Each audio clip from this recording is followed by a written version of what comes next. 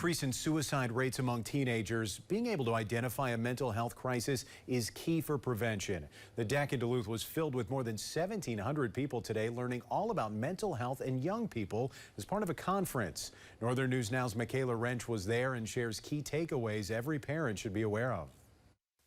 The 28th Annual Child and Adolescent Mental Health Conference is an event for everyone who works with or cares for infants, children, adolescents, and their families. A lot of children and families are really dealing with mental health, and they're in mental health crises and trying to figure out resources, or even families trying to figure out just where to start.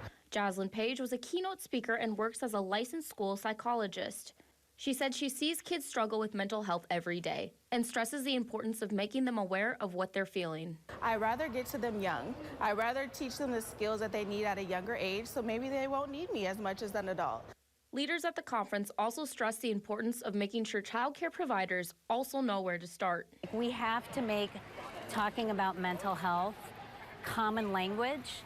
And it's not just talking about mental health, it's like, what do I do next?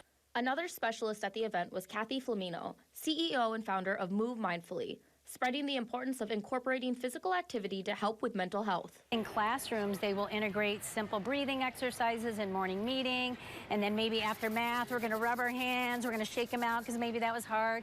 She says the best part about incorporating these techniques into daily routines is that not only are the youth getting these practices, but the adults are doing them too. In Duluth, Michaela Wrench, Northern News Now.